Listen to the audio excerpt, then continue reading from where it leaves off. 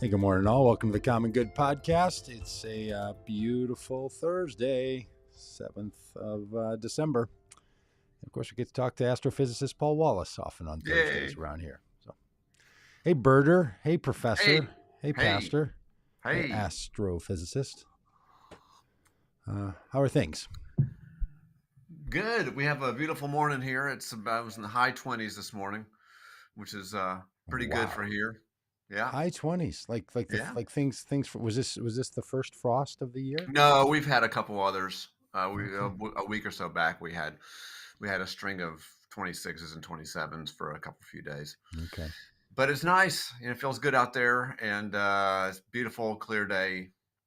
Just, it's perfect. It's like between the, down here, winter weather's like it runs between the 30s in the morning and the 50s in the afternoon. That's normal for winter.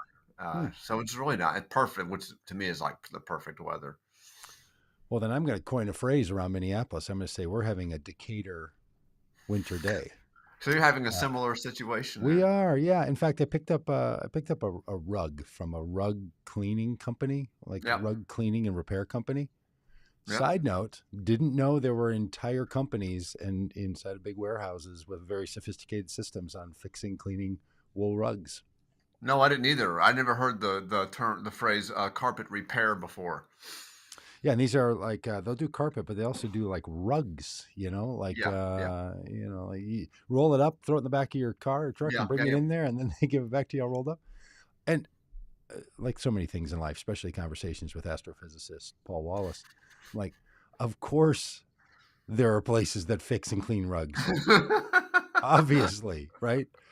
Didn't know they. And this place, I truly think, is called like A1 Rug Repair. Wow, that's actually the name of it. Straight out of the cartoons, right? Like A1 Bomb Company or whatever when I was a kid. Yeah, Roadrunner would buy a bomb. Acme, yeah. Just like that. And the fella at the place where I picked it up said yesterday, I said, man, it's a lovely day today. This was yesterday. And he said, well, tomorrow's even going to be better, and I'm going golfing. He's going golfing on December 7th in Minnesota. Wow, that is a little odd.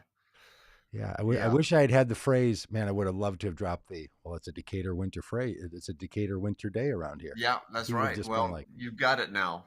It'll come in handy at some point. 20s in the morning, 50s in the afternoon. It's like a mullet of weather. Yep. Well, Alex is telling us 53 in Tampa Bay, partly cloudy. Jim with a beautiful 50 degrees in sunny California. Ventura, California.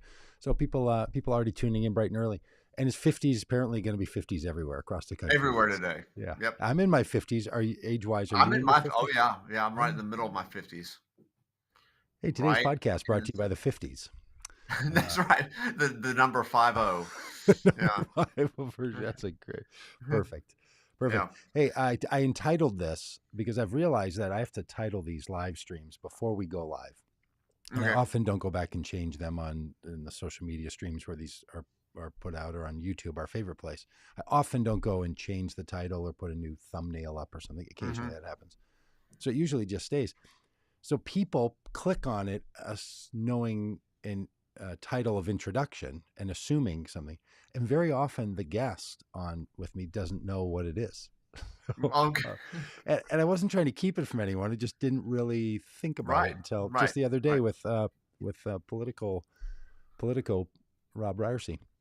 But today's the headline is something along the lines of politics might be bad in America, but in 2024 politics might be something, but the sky is going to be really cool. The sky is going to be great. So today we're going to take people on a little journey of the sky and the beautiful surprises that are going to meet us when we gaze up at the skies. But before that, Paul, because you know what'll happen, we'll get it all into this, and then we'll chew up all of our time talking about the important things, and we'll miss out on the nonsense. So let's take care of the let's take care of the good nonsense too. I saw when I was scanning through the myriad articles that you can find on what's happening in the sky, there was one about what photography telescope you should buy. Yeah. And then there was a long list, like if you're buying a vacuum cleaner or a blender, of like, hey, we've picked out the top ones, and Yeah, yeah, here's the right. one we suggest. Kind of a I Consumer Reports kind of deal. Yes, this one brought to you by Popular Science, Ah, and I didn't know that there were telescopes that were also for photography, like that. oh yeah, Do yeah, they go on the end of your camera, or yeah, does yeah. the telescope itself have a? No, no, they your camera attaches to them. That seems so cool. Yeah. I've never looked through a telescope at the sky. Still, I've been holding off to do that until I get to the observatory there in Decatur, Georgia. Uh, but this seems like a really great thing. And this one one of them that they have on there was like $380, Yeah. which they were saying was pretty good. And then they say they can go up into the thousands. Is that a thing you have? Is that a thing people It do and have? it's a thing that we do, but we don't do it the way that on the scale they're talking about. Um, what we do here, well, we have a couple things. We have our big telescope upstairs here that we use just for public observing. People Okay. look into the eyepiece. Okay, Okay. they just come up and they say, "Oh, there's those rings of Saturn." Um, but our students, our majors, are part of a consortium called the SARA Consortium, Okay. Southeastern Association for Research in Astronomy, and they have remote access to telescopes in California, the Canary Islands, and Chile. And so they can take Wow. images with those telescopes. These are, big meter class telescopes, 1.5 meter wide, that take really good pictures. And they essentially have cameras on those permanently Wow. mounted on. But it's kind of what you see here on this list is basically a backyard version of Yeah. that. That's what I was Yeah. wondering. Like, do you have one of those? Do you know No, people who have one of those? Have you ever thought of buying one of those, say, I, as a I gift never for a have. I podcast never. co-host? I never have. I never have gotten into astrophotography. Oh, Never have. Nope. if someone were going to buy astrophysicist Paul Wallace, a nice little gift is astrophotography telescope, the kind of thing, or would you be like, no, I don't even have that kind of camera. I take pictures of birds Well, with my. yeah, birds. At this point, I've invested all my meager resources into birds. Yeah. Yeah. Why do people take pictures of the things they see when they look up in the sky? Because they're beautiful. Okay. Are they really? And it changes enough, and it's really like these uh, things get you yeah, a photo, because now I just can't stop thinking about it. I've been thinking about it for an hour and a half this morning. yeah. I mean, you can go. I don't know where there's have to be resources online somewhere where you can go and people basically share their space pictures that they take in their backyards, and some of them are phenomenal. I mean, they don't do what Hubble can do, Sure. but they do their own thing, and they have everybody's got Wow. sort of got their own way of going about it, and they're lovely, lovely pictures. Well, okay. So now I don't know. Just kind of It's just, toying it's the same around. reason I take pictures of birds is just because you just it helps you see things better, and it Hmm. helps you learn more, and it brings you in a sense closer to what you're, Sure. Yeah. you know, And I guess it's always made sense for birds and wildlife. yeah. Just it feels like the sky is always always the same, right? Well, it is, It's and sort of it it's is sort in of one dead sense. and I mean, boring up there. the planets move around, the moon changes every now and again. We get a Hmm. supernova, Sure. but mostly, yeah, it's mostly the same. But there's so much up there. Yeah. There's so much up there that you could spend a Yeah. lifetime perfecting your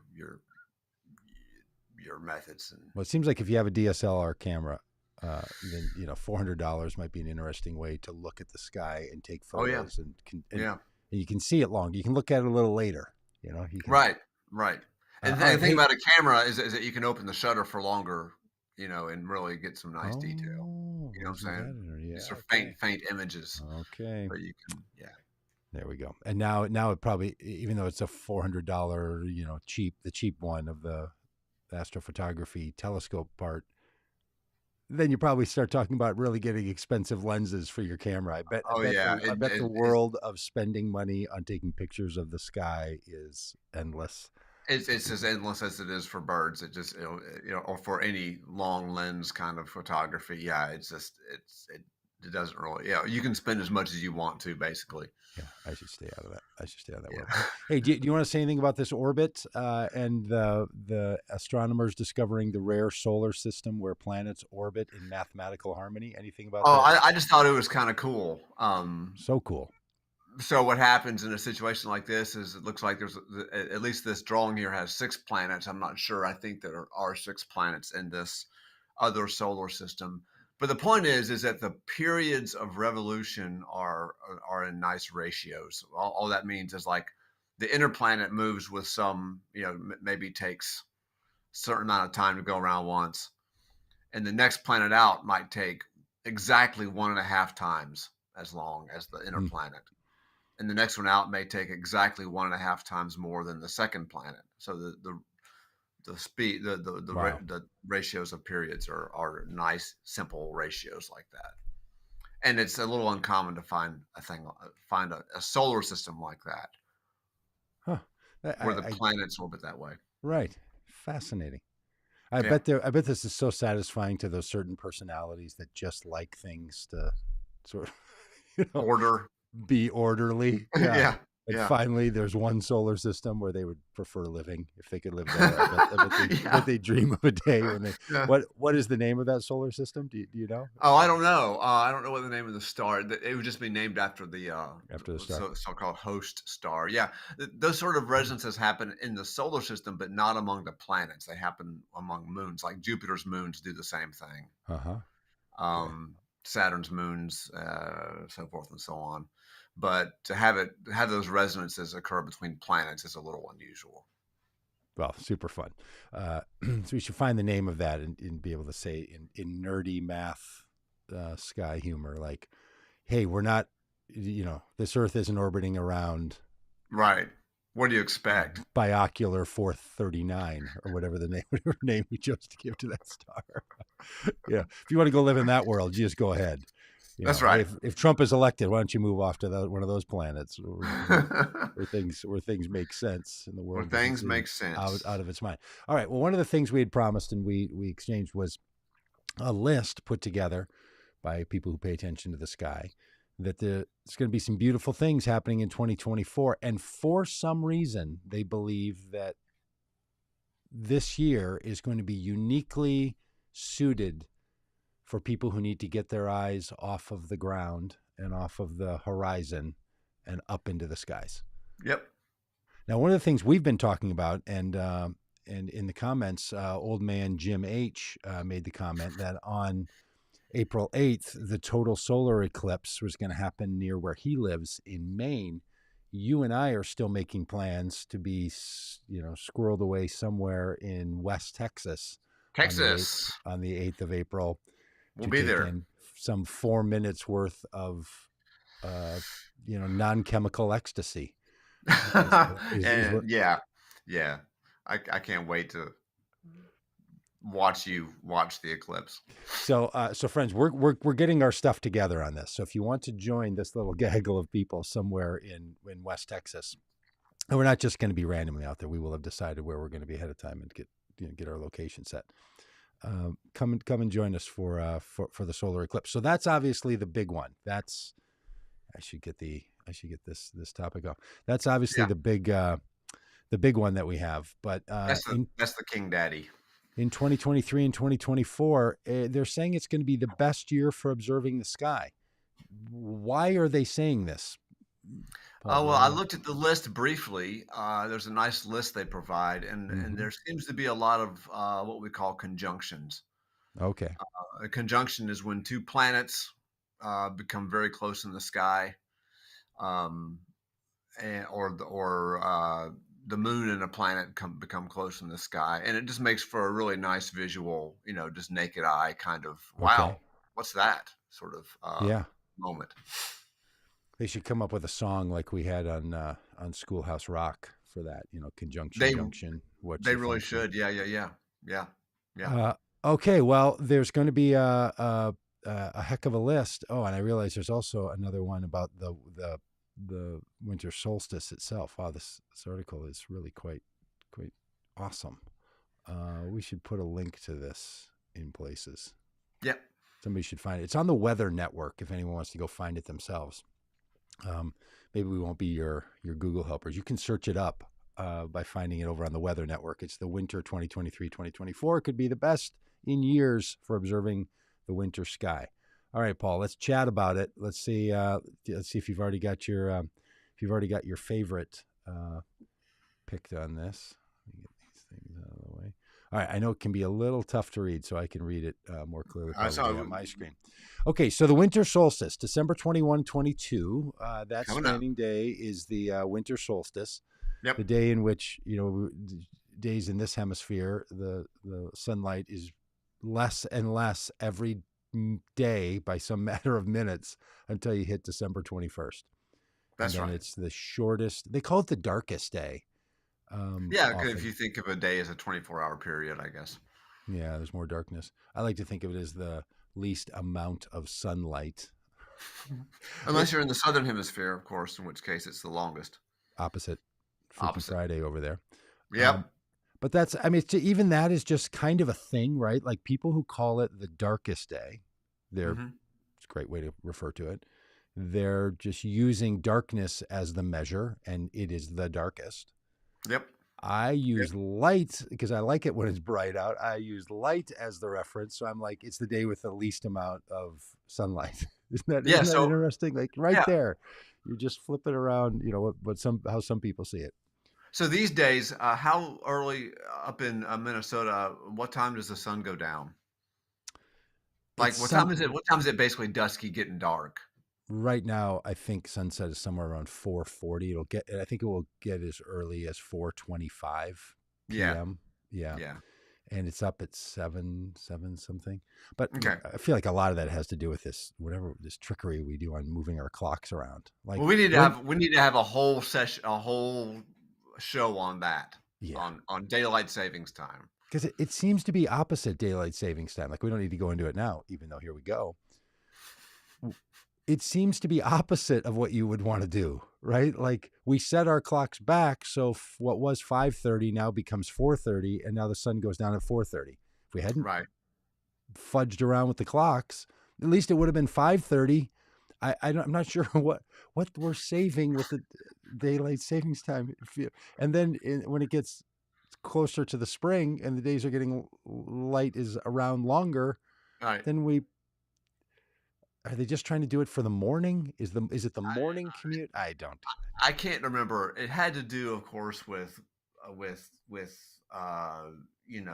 farming hours and with saving energy. Back when running lights was super expensive. I don't know, but I feel like we ought to just in the spring we ought to spring forward a half an hour and just stop. Although that might cause riots in the streets if we move forward a half an hour, people might I don't know, not trust that. These days people would be calling conspiracy on that. Yes, I have a friend that I do a podcast with on Tuesday. I won't name his name, but it's Rob, and he thinks we should be making adjustments on the half hours as well. Yeah, I think he's down to 15-minute increments. I'm like, well, that would even of course. Then us and like Western Europe would be like off by half an hour instead of off by an hour, a certain number of hours, which would be weird. It's beautiful. Hey, I see a comment. Carl Klein makes a comment here from Facebook saying, I'm glad I won't be around in 2024. I'm wondering if there was a typo in the title of this that said, but the sky in 2204 or 2024. If so, good eye, Carl, and appreciate you bringing it up with great humor. Okay, so winter solstice we have first. Yep. That's obviously a big one. And then there's the Jupiter near the waxing moon. I'm going to sort of do waxing gibbous moon. Yeah, what is okay. Be gentle again and don't be mean. A waxing moon means it's getting bigger or means it's Bigger. getting okay. It's approaching full. It's moving towards full. It's Okay, getting toward fuller full. every day. And waning is when it's getting smaller. But what is a Gibbous gibbous means moon? between halfway full and totally full. So it's kind of egg shaped. You know what I'm talking about Okay, when you see the moon and it's sort of oval shaped. It's between halfway full and totally full. sure. That's what gibbous means. As Okay. opposed to crescent, it's opposed to crescent, Oh, would it which look means like a crescent moon but just be going the other way? no, no, no. It Oh, gibbous just simply means that it's more than halfway full, but it's not okay. yet full. And Okay. whereas the crescent means that it's less than halfway full. Do you see what I mean? Okay. Yeah. Yeah. Gotcha. Yeah. So from yeah. Now now I'm imagining it. I was just thinking, is the crescent what my mind was going to? Is the crescent moon always crescent in the same shape and direction, or sometimes is the crescent moon? No, in the northern hemisphere, it is open to the left in the evenings. So if Uh you look huh. at the moon in the evenings, it'll be tilted, right, but open, but it'll be open to your left. But in the mornings, if you see the crescent moon, it'll be open to your right, Okay. to the north Hmm. in the northern hemisphere. But for us, if I stay in my own hemisphere, in my own beeswax around here, I'm going to always see the crescent shape in the same shape, Same shape, yes, but it'll same be open. direction. But no, it'll be open to the left if you're looking. Well, by direction, do you mean left and right, or do you mean north and south? I don't know. It's just like the curve is the same way. Every time I Yeah, look up, there's a the crescent curve is moon. the All same way, but it's oriented one way, this way in the morning, and this way in the evening. got it. See what I'm saying? Yep. Yeah. So, but the shape is the same. It's just flipped in the Okay. morning and the evenings. I mean, truly, the fact that I haven't paid attention to that is just stunning to me. Like why they let people like me drive, right? I haven't been paying attention. How many times have I seen a crescent moon in my life? And Well, if you had pushed me on it and said, "Is it always crescent the same direction?" I would have been like, well, let's the flip a the truth coin." is though is that 95 times out of 100 you see it in the evenings, unless you wake up at 4 a.m. and go Oh, outside. So it almost always is open to the left when you see it. Because you're okay. just not up in the morning looking at the moon as often as you would be in the evenings.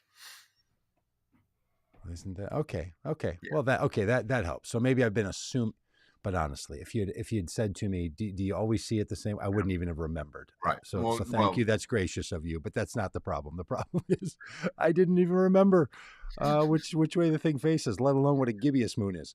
All right. yeah. Your Sid meteor shower peak, December 22 to 23. Yep. Ursid meteor shower. So we have meteor showers. We have a series of them every year, and they always come at the same time of the year. Certain showers always come at the same time. Mm-hmm.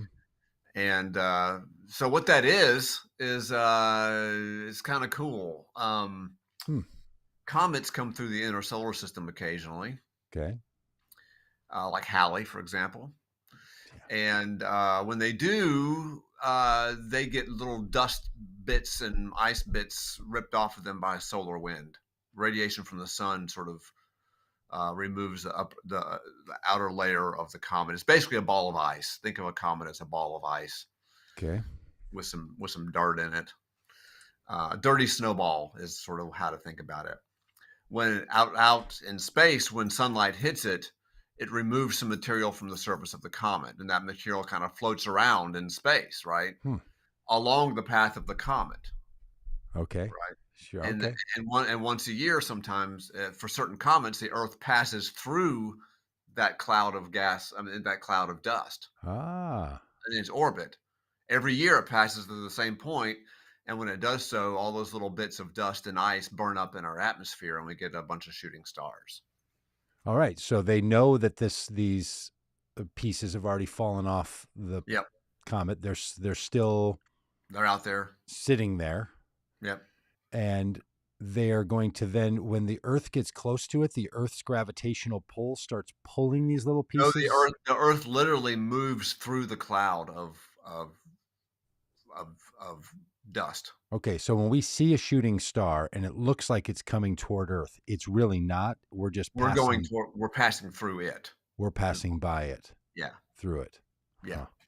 that's right. It's the Earth motion.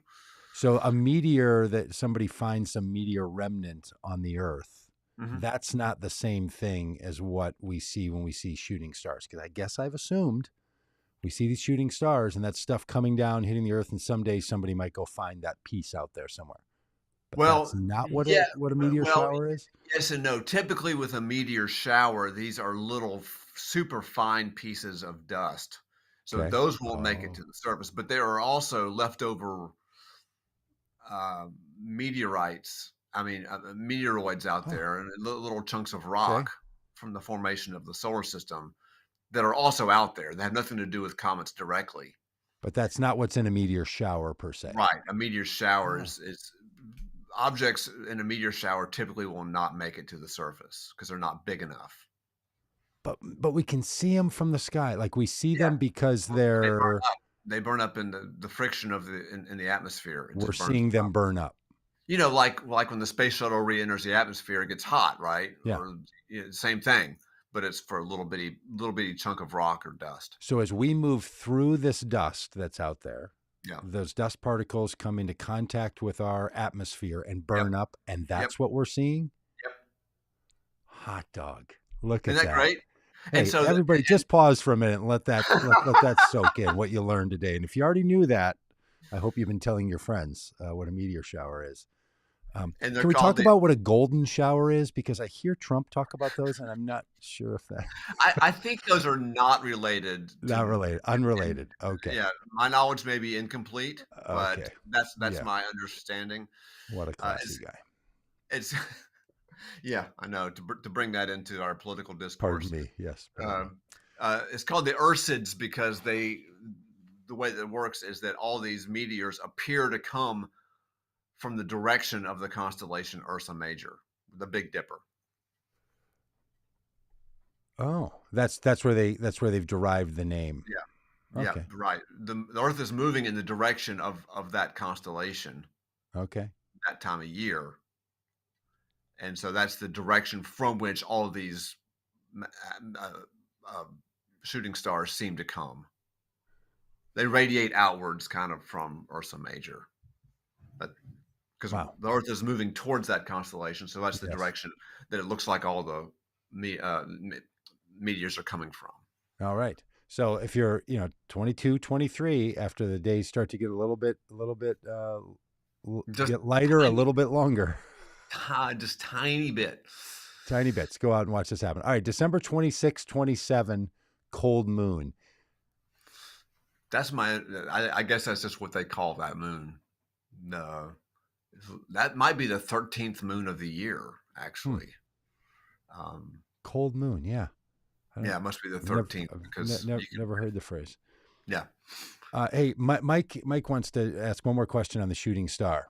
Um, do you have any idea how big the dust needs to be in order to become a shooting star and show up? Like, are these? Well, Do we have an idea of the diameter? I don't Or know if you measured them in the what size of a camel's toe, as we probably would do in this world. I don't know what what the minimum size is, such that we could see it with our eyes. Certainly, these things occur that are too dim for us to see with our eyes from that Okay. distance. So that's one issue: is what you can see with your eyes. But I don't know the answer to that. Okay. I know it can be pretty darn small and still be visible, smaller than you might guess. But I don't have a number I can put on it. I mean, think of a piece of dust. You sit in your Yeah. room, you see the sunlight come through the window, and you see dust floating around. That's what I'm talking about. Something like That that. small. Yeah, That small comes. It yeah. hits the atmosphere, and somehow you can look up and see it, and then make a wish, and the wish comes true. Because I don't That's how it exactly know works. Isn't that weird? how that piece works. The wish coming true. Hey, you made one comment. I'm circling back to this, and we'll drill down on it as they do in Do it. business meetings.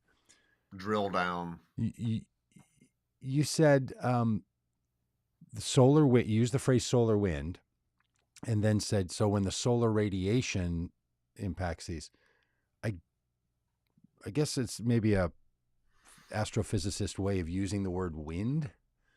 is Yeah. solar wind really just solar radiation, or is Yes. it?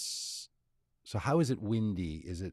Are the No, waves radiation? it's not wind. That is just a way of using the word wind. It's not a wind in the sense that you and I would think of, like, Okay, wind. Yeah, every right, other time we use the but word. but it is a stream of Okay, high energy light and charged particles, electrons, protons, and that sort of okay. thing, flying off of the sun, and that's what rips material off the surface of comets. I swear, every industry, religion's really big with this. Of course, politics. I'm new into music now. Uh, Physics is solar. Physicists just come up with things to trick people. Just words. Like, let's just use words that don't really mean that thing, because then we just. I think somewhere subconsciously we're just pranksters, and this is what goes on. Okay. Anything else? I know we've got to kind of keep moving here, but anything grab your attention? The peak of Let's the quadratis, the best, quadrantids, yeah, the the best quadrantids. winter meteor shower is Yeah, going to be on the 3rd and 4th. yeah. It's another comet. It's Okay, I can't remember which comet produces it, but okay. yeah. A new moon.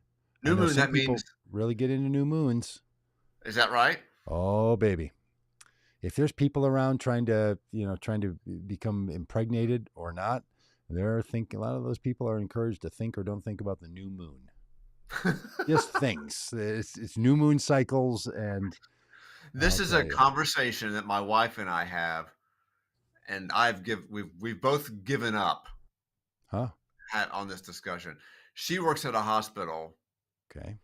and she claims that more babies are born, more people are admitted to the hospital, Yes. more weird stuff happens at the full moon, Yes. especially with the baby thing. Man, I'm telling you, people in hospitals and emergency rooms and psychological treatment centers and wards are all like, "Oh, you guys can tell us whatever you want. We're telling you, it That's what happens on the That's new what I'm moon." telling you.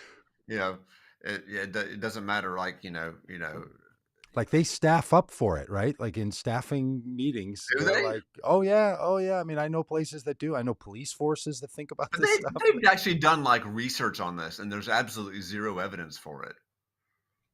Fake news. Fake news. I don't know. I'm just telling you, people plan for it, they staff for it, they arrange for it. I know Do people you who go know to this as a matter of psychologists. Do you know this as a Matt, matter of fact, or is this just like anecdotes? that they staff up for it, or that it's Yeah, legitimate. Oh no, I know for sure that people staff up for it. Yeah, yeah. I know that I've been told that by people.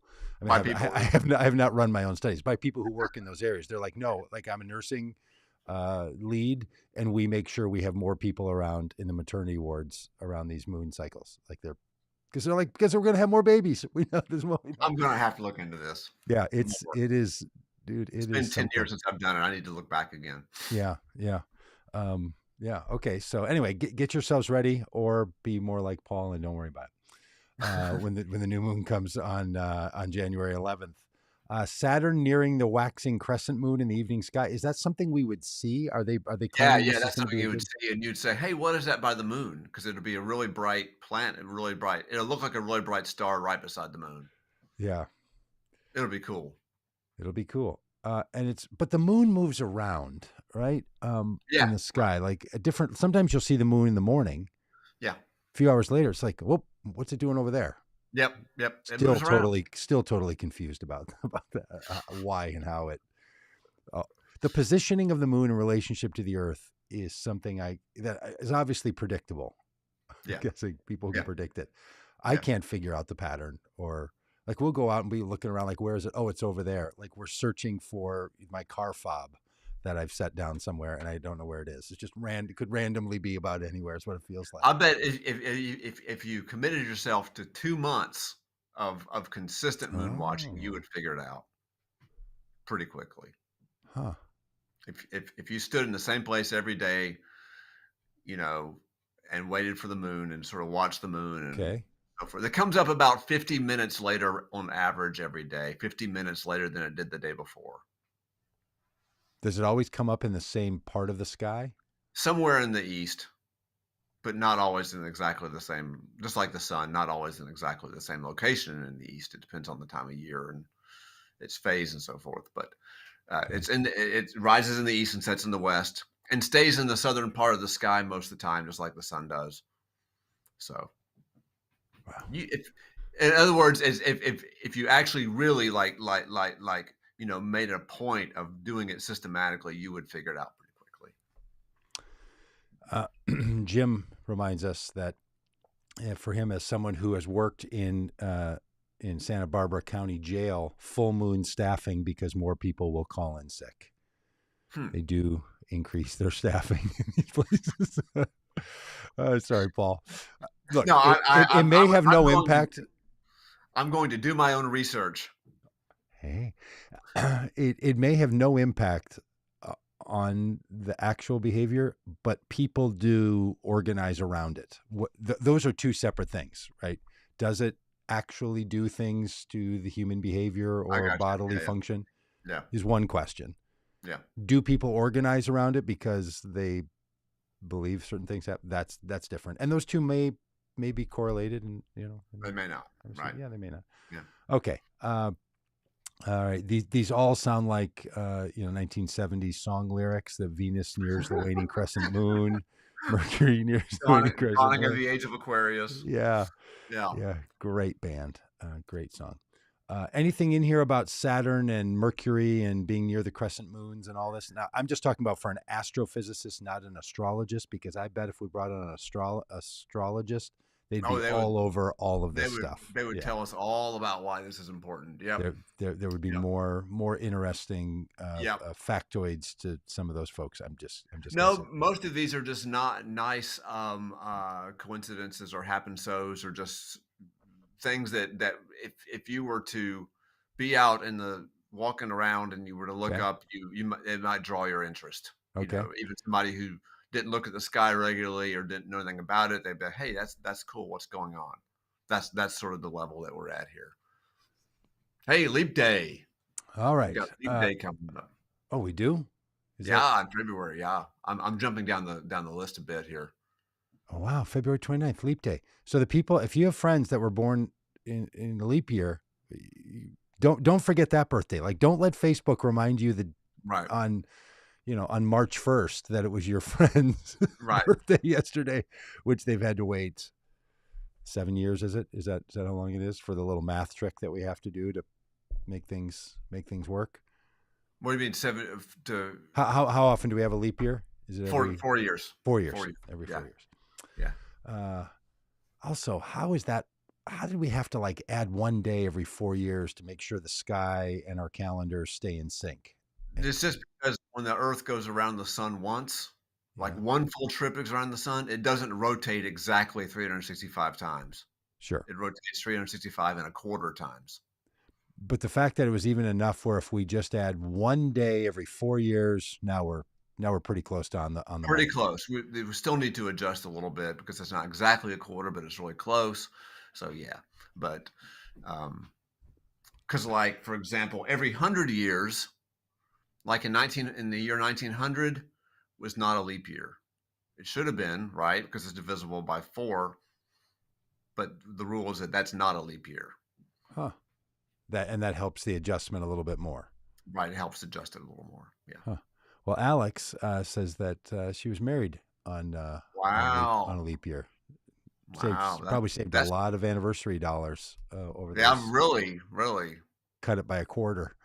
Yeah, I had a couple of friends, and when I was in elementary school, I have 2 friends who were twins who were born on 29th in 1968. Yep. Hey, you think there's ever twins where one of them is born 11:59 p.m. and then the next one is born on? I am certain that has happened. It had to have happened many times. Twins with different birthdays. Yeah. I wonder what they do. I wonder at the hospital if they're like, hey, look, let's bump each one of them a minute. Especially when watches were a little less, specific. Yeah, whatever. What's a but now it'd be completely unambiguous. Yeah. Yeah, when someone takes a birthing photo and they're like, hey, Your birthday is you are a Yeah, leap year kid, and the one baby is born on leap year, so then only gets a birthday every 4 years, and then the parents have to right. be like, "Sorry, kid. I mean, Your your twin is 16 and you're only 4. yeah, you're just you're just lucky you weren't born in 2000, or we would have skipped you altogether. You wouldn't even have had a birthday." Um, all right, uh, boy, I'd love to know that story if there were twins or multiples of any number that were There'd born have to be. at the There have over the change of a day over Yeah. a minute. It's fantastic. All right, what's a snow moon? I'm It's just another unfamiliar. name for, like, the cold moon, the wolf moon, the harvest moon, the snow moon. That's all. Okay, what do you know? It says the smallest full moon of Oh, 2024. yeah, okay, that just means that, when it's full, when the moon's orbit is elliptical, so sometimes it looks smaller in the sky because when it's further away than when it's closer. And this happens to be the full moon of 2024, where the moon is furthest away, so it looks smaller to us. It doesn't actually shrink. And because of the elliptical nature of the orbit Yeah, that it's sometimes further away. yeah, yeah. It doesn't just appear further away; it is further away. Right, it is further away. It Okay. literally is. It's 2 or 3%. It's not that much, um, but it is. It definitely looks a little smaller when it's further away. Yeah. All right. The zodiacal light in the Oh, western sky that's after that's evening that's twilight. that's pretty good. I'm not sure why this is Wow. special for this year, but zodiacal light is the solar system itself has a lot of dust in it compared to other places in space. Our sun space between sun and Earth has more dust than. Yeah, just think of the solar system as a big disk, right? Because Okay. it's all the orbits are in roughly in one plane, right? So it's like a Oh, big disk. In that so it's like disk a of the flat. It's like a flat solar system, right, right. Think of it as like like the all the Earth. planet, all the planets orbiting in the same plane as the Earth. Yes. So you could have a flat system that's orbiting and rotating like the Earth. Yeah, yeah. It's So flat. all the planets are in the same plane. I'm going to try that joke one more time. So it's flat like the Earth is flat and I'm still sorry. orbiting. I'm sorry. If you don't know, Paul and I for 15 years have been joking about the flat earthers. My humor antenna is maybe a little No, you were on the you were explaining the coolness yeah, of the flat yeah, solar yeah, yeah. system with So non-flat objects in the flat solar system. so have you seen those pictures of like the flat like the flat Earth and then all the other planets are spherical? It's like No, because I mean think about it, all these flat Earth people, right? sure. Think the Earth is flat, but obviously Mars and Jupiter are not flat; they're round. Be- So we're special that way. So it's only yeah, like we're the flat planet. nice, Everybody nice. else is spherical. Right, because Anyway, in that plane of our solar system, okay, okay. uh, it's there's a lot of dust and Mm. stuff left over from its formation, stuff that produces shooting stars. Okay, Ah. it's all in that. It's roughly all spread out in this plane.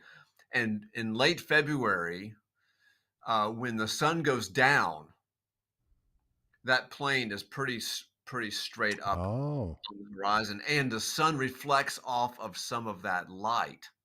I mean, reflects off of that dust, and so you can see a little bit of that of the sunlight reflecting off the dust. And so Wow. what you see is very. You have to be in really dark skies to see it, Doug. Really dark, but you can see the reflection. It looks like a little glowing line in the Ah. sky. Yeah. Have you seen it before I have yourself with never your own seen eyes? it. I've never seen Hmm. it. But you Very believe it. rarely do I get into skies dark enough to see it. Yeah. Huh. Living here in this light dome we call Atlanta. And it's called the zodiacal. Is it zodiacal? Zodiacal. Zodiacal. That sounds better Yeah, than zodiac, yeah, even yeah. though it's because I can see why they wouldn't want to call it that in light of the killer and all. But That's zodiacal, not what I was thinking about. the zodiacal light of the western sky after evening twilight. Like seriously, if that's not the name of a poem or a name of a collection of poems, someone on February 26th to March 11th should write a series of poems with that title. They should. I agree with That's you. that's on the money. All right. So then we had the gaining gibbous moon, and now we have the waning gibbous moon. Yep. It's the Yep. same gibbous moon. Same idea. Yeah, but this time it's near a bright star, really bright star in the constellation Scorpius. The star's called Antares. It's a nice red giant. It's a really bright star. Wow, beautiful. Can we see it at all if you look out Oh, if you don't have a fancy camera? oh, you don't need anything fancy. Even in Atlanta here, I can just walk out in my front yard and see it. It's very bright. So Does it look having the moon right beside it will be really nice does it to look see. red? If you look at it and then glance around at other stars, you can see the contrast. But if you look straight at it without comparing to other stars, it might not look red to you. Okay. But if you look at it and then look at 2 or 3 other stars and then back to Antares, it will look red. You'll see the difference. Yeah, All right. for sure. Fantastic. And then we're almost up to the new moon. Yep. So then March 10th we're at the new moon, and then March 19th and 20th we're to the spring equinox. So this little calendar of happenings kind of goes, generally from the winter It's a solstice to the 3 month. spring Yeah. equinox. Yep. 3-month deal. Yeah.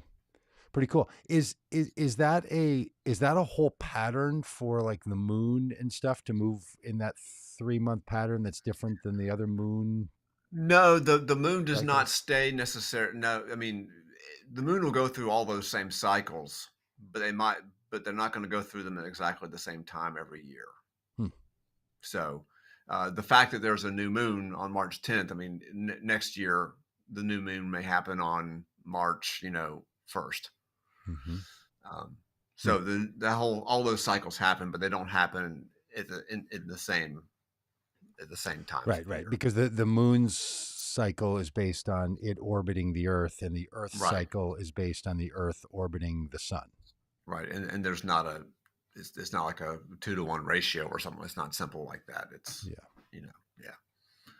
But that snow moon that they were calling it there on Yeah. February 23rd and 24th, is Yeah. it called the snow moon because it happens in February and there's snow around and like Yeah, that? I guess so. And So maybe like that would have some. harvest moon happens in September. So yeah, they're named after. So And but meaning that the orbit of the moon is close in the harvest moon right, and far right. away in the snow moon does correspond always to the Earth's positioning around the sun? I think the snow moon is always the second full moon of the year.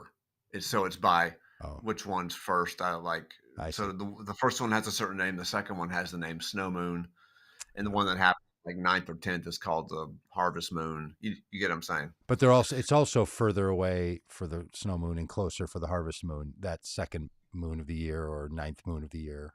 Yeah, Is that right? yeah. How many No, moons of the year are there? Are there 12 or 13, depending on how they fall. Okay. Like this year, it looks like we have one in late December. If you go back to the previous list, there's a full moon in late December. I'm guessing that's the 13th of the year. Okay. Because it's like it's right around Christmas. So that's pretty late in the year. So it makes me think that that might be the number 30. Yeah, December 26th, 27th. The cold The moon. cold moon. Yeah, Oh, now I see why they call it the cold moon. we Sure. may not get a cold moon every year because we don't always get 13 full moons in a year. Huh. Boy, I know people are super into moonology and not the Moonies. That's a different religious group completely. There's probably people that are fully into moon stuff. I don't know what they Oh call it. yeah. Do you know what they call it? Maybe someone in the chat knows what people call it if they're into moondom. I don't know, Moonery. but there's a lot of people who sort of border on sort of the pagan religious lines Mm-hmm. that are really into this kind of thing. They just have so much material to be. They got a lot. Yeah. Yeah. I mean, it's pretty great. It's great. Yeah, I love the calendar. I love have these cross quarter days like Samhain and and like May Day and things like that. that fall. Those are the cross-quarter days, are the days that fall in between successive like equinoxes and solstices. Hmm. So Yabbits they've is got 8 reminding of us these a that year. Hanukkah begins at sunset today. So Yeah, for, and that's a lunar thing, I think. I think it's based on mm-hmm. a lunar. That's why it moves around a little bit every year. Yeah, it's one of the movable lunar holidays, like Easter. Unlike Christmas is a non-movable holiday. Easter is a movable Right, holiday. right. The But I think first, Hanukkah. I don't know how they date Hanukkah, but like the Arabic calendar, like the Muslim calendar, is lunar, and I know the Hebrew calendar is lunar as well. mm-hmm. I'm not sure if the date of Hanukkah is purely a lunar thing. You know, like the pilgrimage to Mecca changes. Mm-hmm. That's based on a lunar calendar. Yeah. Yeah, Why do you think? Not to make you into a cultural anthropologist and yeah. astrophysicist, but why do you think so many civilizations use the moon as opposed to the sun for their calendaring? I You know, think because it was easier. At least my guess is, and this is just total shot in the dark. Like I say, I'm not an anthropologist. I don't even play one on TV. But my guess is that the cycle of the moon is so much more obvious hmm. than the Oh, cycle of the year, and it's okay. predictable, and um, it's also a shorter time, and so I think it's just all a little bit more intuitive and easy to measure. But it's also more random. Like, No, the lunar cycle, the phases, it's 29 and a half days. I mean, sure, yeah, the but phases the are really fact that like regular. a holiday, if you base a holiday on a moon cycle, it's going to Right, move in the calendar right, to right, be at different times. Sometimes it could be in right, the summer. right, right. That's what I mean by it's more I got you. random to the human Right, experience. right. But that's only random because we use a solar calendar. Because you and I use a solar calendar. Okay, fair enough. You see what Fair I'm enough. saying? Well, I was gonna Yeah. say so. Yeah. Yeah. But it's also because the experience of the sky, like all Right. the other experiences to the human being, are different. The weather is different at different times of the Right, year. right. Like That's those true. things are super noticeable. Yeah. You know. Yeah. Um, Like that. So that pilgrimage sometimes happens in the winter. It's called the Hajj, the pilgrimage to Mecca. yeah. It happens sometimes in the winter, sometimes in the summer. Yes. That just cycles on through. Right. But Hanukkah, for example, it's probably lunar based, but that kind of stays in December, right? It Yeah. It's doesn't drift. connected to some. Yeah. Yeah. Somewhere like Easter. Like it has to It feels be like Easter. Yeah. Yeah. because it's got other parameters around. It's the Right. full moon after the something or Right. another, and this is and that's, and there's Right. ways to keep track of it. Um, Right. hey, by the way, the Mhm. word lunatic comes from the loon. From I the, hear you. I hear you, you see Doug. what you see again? I hear what you're saying. I'd forgotten about that, but somebody wrote something in the chat and it made me think about the Luna. Yeah. Uh, and the Luna Bar, if you've never enjoyed a good Luna Bar, are a terrific little, I have health and health. never seen a Luna Luna. bar. You've never seen a Luna Bar. Next time you're at the grocery store, look around. If you're in I that will. section where they sell those things, sometimes by the Power cash bars and register. stuff. Yeah, yeah. Yeah. The like the meal replacement bars that are like $4 a bar. Like, what exactly is in here? Because there's not a meal. Uh, uh, but anyway, they're and Luna bars are quite delicious if you're into that sort of thing. Or when you're out Oh, birding, hey, when you go out and you got to stick something yeah. in your little pack, Yeah. try a Luna bar Yeah. sometime. I will do it. I will do Yeah, it. I think they're great, great, And great. the name is great. The Yeah, name is outstanding. yeah. I don't know what the squirrely prepper style. So Uh, do you know what that means? I know what Soylent Green means. I don't know what the What does squirrely it mean? prepper lifestyle. Soylent Green's that thing from that movie. People were eating this stuff called Soylent Green, and it Oh, turned out that Soylent Green was like people. Like oh, it's just some horror movie. I can't remember what the name of the horror movie is. okay. Well, you and Uh, the squirrely prepper oh, I lifestyle see. I have see. similar. That's the name of the person is the squirrely Yes, pepper lifestyle. yes, Got you. yeah. Who was in that? Was it Charlton Heston? Oh, wow, old school. No, I don't think it was him. It was somebody else. Anyway, So it says the that's Jewish all I got. calendar adds a leap month, so things Um, stay more static from year to yeah, year. okay, okay, that makes sense. Yeah, Yeah. So every once in a So while, they just adjust it all. yeah. So it stays stuck with more or less Yeah. with a solar calendar. Yeah. I'm this thing I've always loved about the leap year. Anytime we have to be outed for the workarounds that make everything function that we don't like to acknowledge, Hmm. I just think it's a good reminder that that everything is not that Yeah. star nebula in 432 where everything functions according to a Right. Right. mathematical principle, and Yeah. it's just all locked in. Yeah. Nothing's like that. Even We things you have a name. think are like that. Yeah. We have names for that in physics. We call it a fudge factor. You just stick it in there to make things work. You Call it don't a really fudge. understand it, but you know if you stick it in there, it works. Yeah. So Yeah. just throw that in there. Yeah. Hey, it was Charlton Heston. I was right. Yeah. Thank you, Yeah. Edward. Yeah. So the greenest people. Edward knows what's up. What movie was that, Edward? What movie was that? I think it seemed like the word. I can't remember what the name of that movie was. Anyway, it wasn't Soylent Green. It was hmm. something else. It was another name. Oh, and Burgess Meredith, apparently. Jim is chiming in Mm. too. And boy, I really hope that both Edward and Jim and Squirrely Prepper Style Lifestyle knew this right off the top of their head and didn't have to Google it. I hope they knew who was in a Charlton Heston movie, because Burgess Meredith. that's deep cut material right there. And the movie title is Oh, Soylent the Green. movie title is Soylent Green. Okay, wow. I had thought for sure that it wasn't. I don't know why. I haven't even heard, I've never heard the word or the movie. I don't I'm know. surprised. I'm Yeah. surprised. And I never saw the movie, but it's like an old. I can't remember where I saw it, but I heard it somewhere. Well, hey, I know you're off to a surprise party Yep, for I somebody, am. so you go deliver a surprise because we all like surprises, Yep, I do. unless they come from our oncologist. And And then, I hope Amy does too. I think she'll be thrilled.